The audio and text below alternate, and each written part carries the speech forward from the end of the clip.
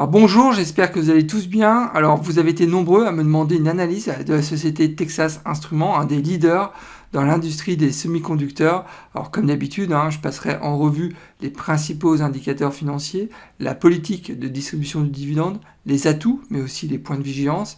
Et bien évidemment, je partagerai avec vous mon arbitrage en fin de vidéo. Restez avec moi, on se retrouve tout de suite après le jingle.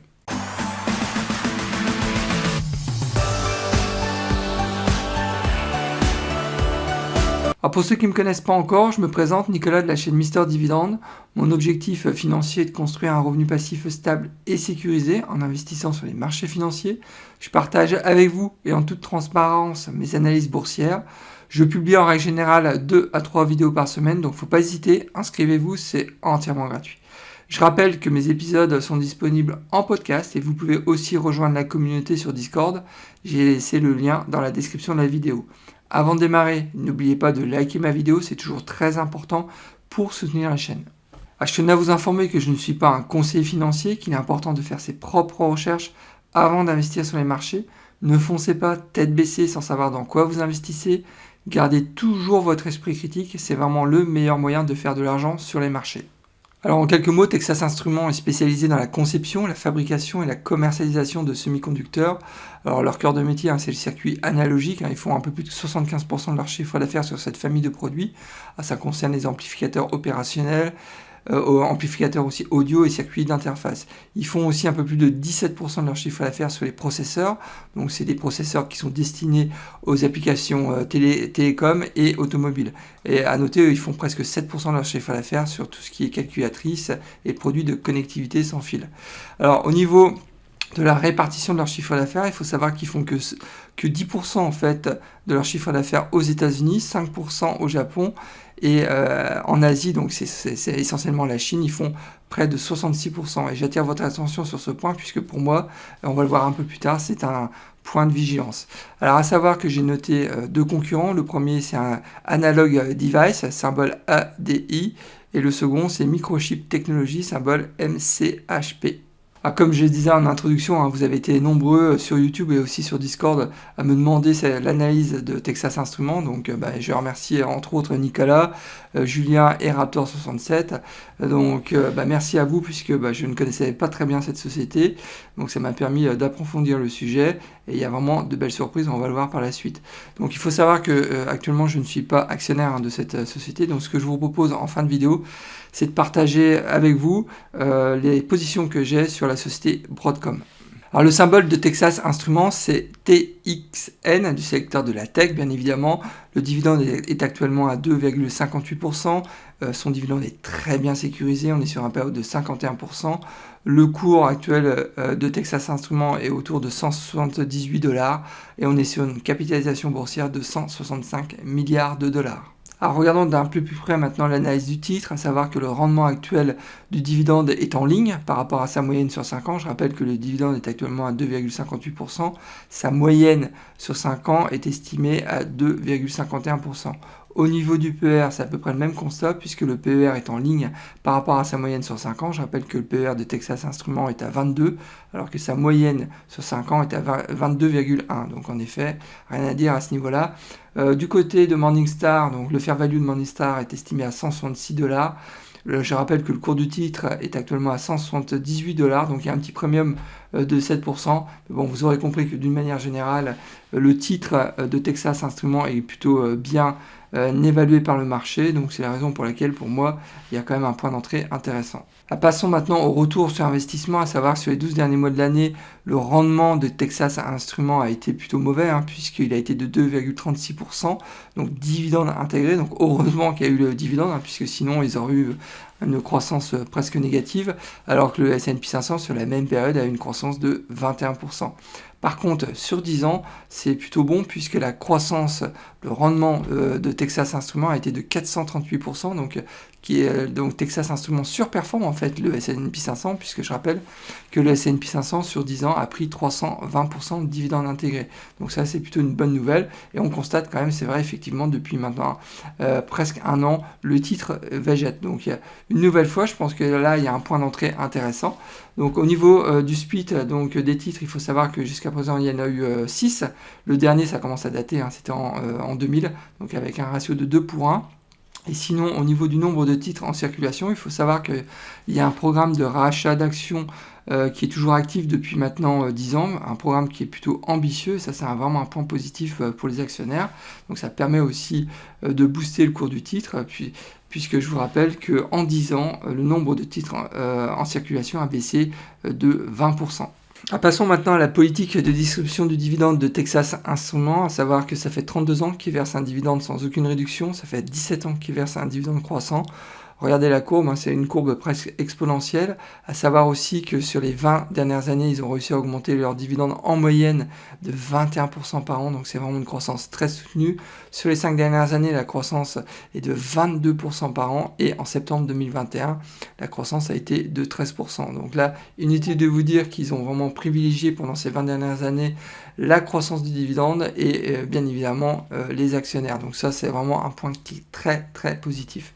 À savoir que le coupon, c'est un coupon assez classique, un trimestriel en mois 2, février, mai, août et novembre, et le coupon annuel est actuellement à 4,60$ le titre.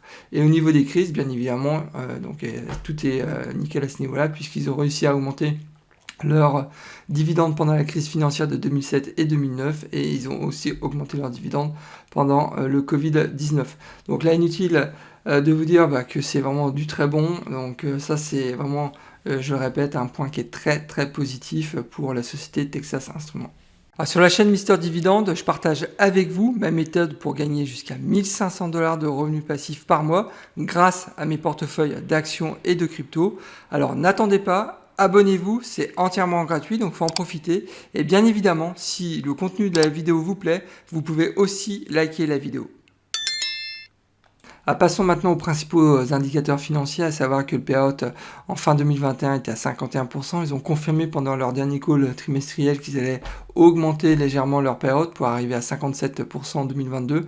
Moi, c'est selon moi, en tous les cas, un ratio de distribution qui est un peu trop élevé. C'est vrai que je répète sans arrêt, je suis un investisseur qui est conservateur, donc ça me rassurait quand même d'avoir un ratio de distribution un peu plus bas, de manière à mieux sécuriser le dividende. Donc c'est aussi la raison pour laquelle pour moi c'est un point de vigilance.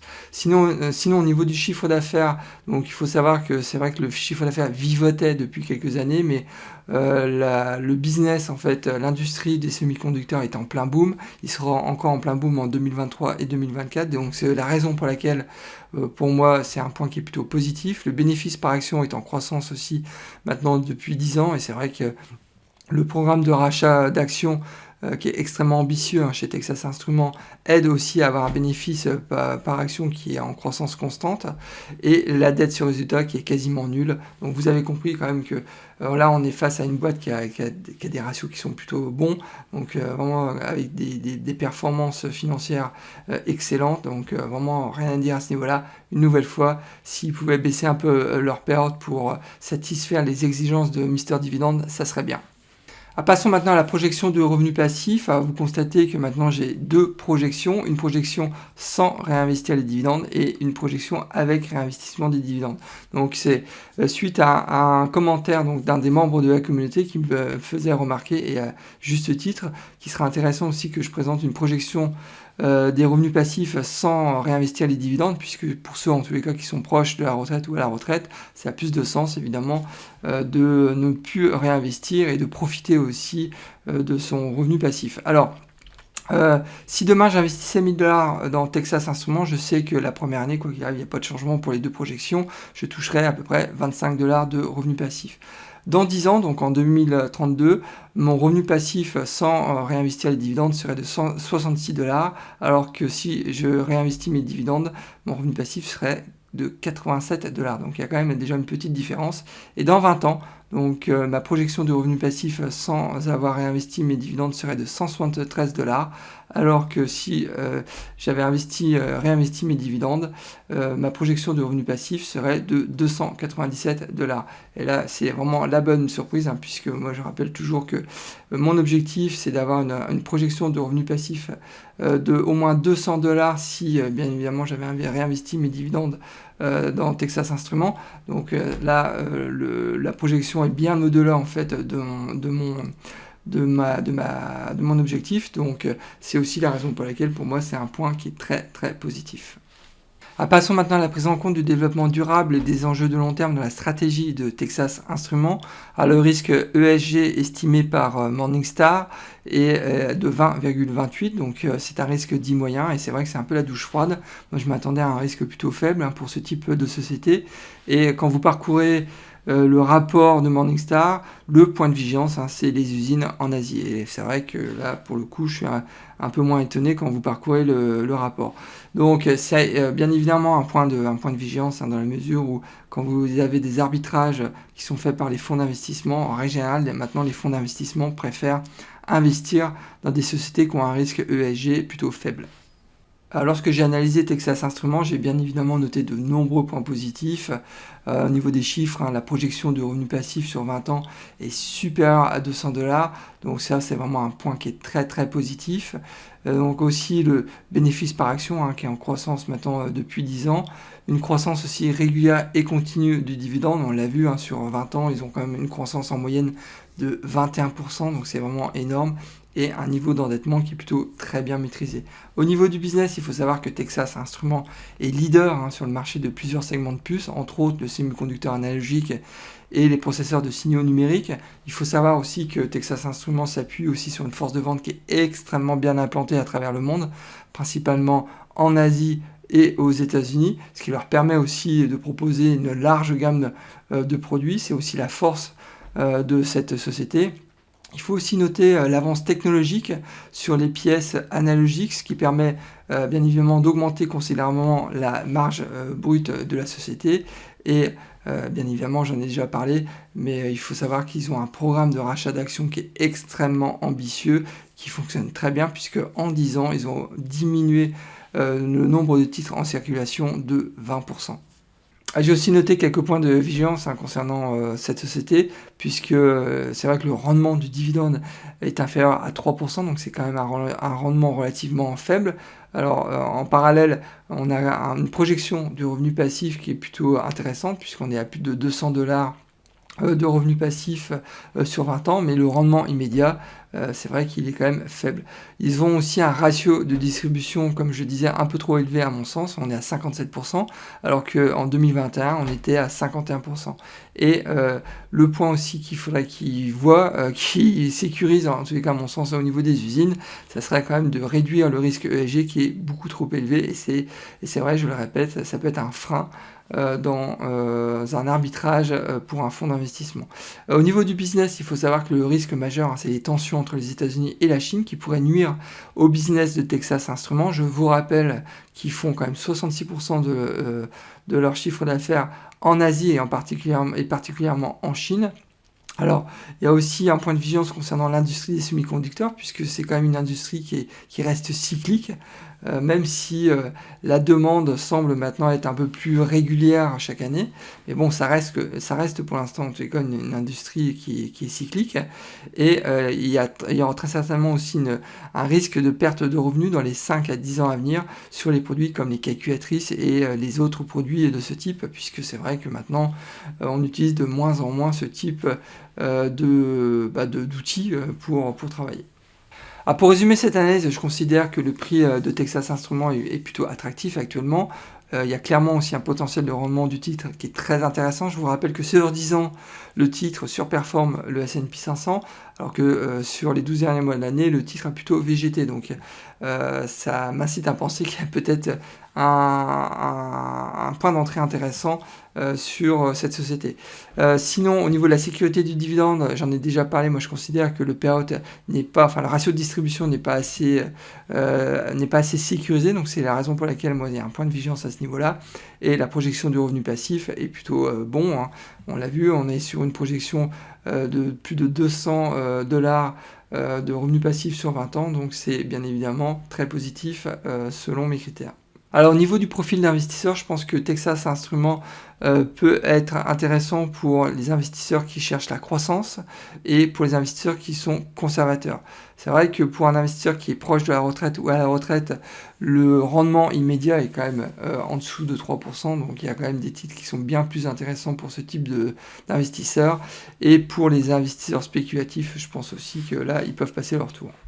Passons maintenant au top investisseurs, à savoir que j'ai noté qu'il y avait 4 fonds d'investissement qui étaient exposés, donc qui ont investi sur Texas Instruments.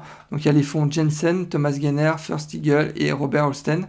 Donc à noter que les fonds Jensen et First Eagle ont réduit légèrement leur voilure au dernier trimestre 2021. Sinon les fonds Gener et Robert Holsten sont restés neutres. Passons maintenant à mon arbitrage, à savoir que j'ai décidé d'intégrer cette société dans ma watchlist. Donc c'est vrai qu'on est sur une société qui présente des fondamentaux qui sont très costauds et avec aussi un potentiel dans les 10 à 20 ans à venir qui est très intéressant. Alors mon alerte prix serait autour de 160-165 dollars. Donc j'attends une correction, il y a un moment ou un autre ça va arriver, vous connaissez comme moi les marchés financiers. Mon objectif serait très certainement une exposition autour de 3% de mon portefeuille d'actions et j'achèterai certainement par tranche de 500 dollars, donc ce qui représenterait donc des frais de transaction quand même relativement faibles, autour de 0,1%, et bien évidemment je passerai par mon broker Interactive Broker. Comme prévu, en toute transparence, je partage avec vous les positions que j'ai sur la société Broadcom, qui est aussi une société qui est donc dans l'industrie des semi-conducteurs. Il faut savoir que j'ai actuellement 5 titres pour une valeur marché de 3 327 dollars. Donc j'ai jusqu'à présent perçu 20 dollars de revenus passifs. La projection de mes revenus passifs avec cette société sur les 12 prochains mois de l'année sont estimés à 82 dollars. J'ai actuellement une plus-value latente de 24,72%, ce qui représente déjà 663 dollars. Eh bien, écoutez, nous arrivons déjà à la fin de cet épisode. Alors j'espère que cette analyse vous a plu. Dans ce cas-là, n'oubliez pas de liker ma vidéo, c'est toujours très important pour soutenir la chaîne et aussi m'encourager à continuer ce type de contenu. Si vous n'êtes pas encore inscrit à ma chaîne, inscrivez-vous, c'est entièrement gratuit. Eh bien écoutez, maintenant je vous souhaite plein de bonnes choses et je vous dis au prochain épisode et surtout bon trade. Au revoir.